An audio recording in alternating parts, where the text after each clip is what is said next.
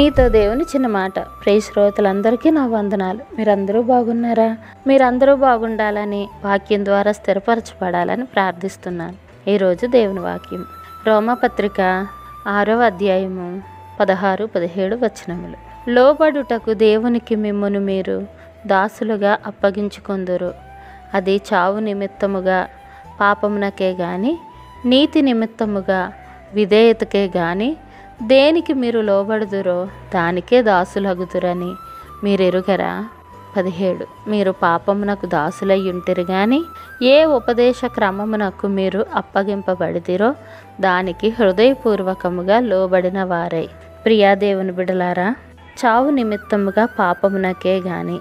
ప్రియా దేవుని బిడలారా, కృప క్రింద ఉన్నాం గనుక పాపంలో కొనసాగవచ్చు అని అనుకునే విశ్వాసులను పౌలు తీవ్రంగా హెచ్చరించాడు. విశ్వాసి తనను పాపానికి లోపరుచుకుంటే అతడు దానికి బానిసవుతాడు. దాని ఫలితం మరణం.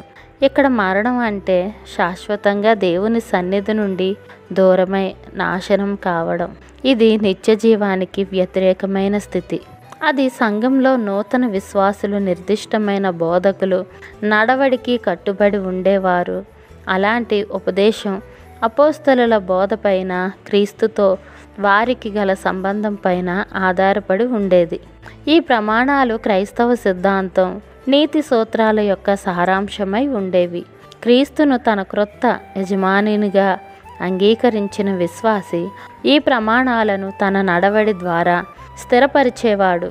కాపరి పత్రికలలో ప్రసంగించినట్లు హితబోధ, హితవాక్యము అంటే అదే.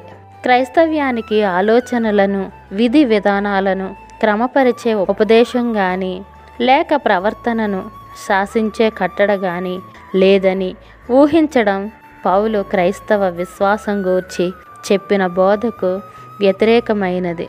దైవిక ప్రమాణాలకు హృదయపూర్వకంగా లోబడాలని క్రైస్తవ్యం కోరుకున్నది. ఇట్లు మీ సహోదరి భాగ్యం. మరణాత. షాలోమ్.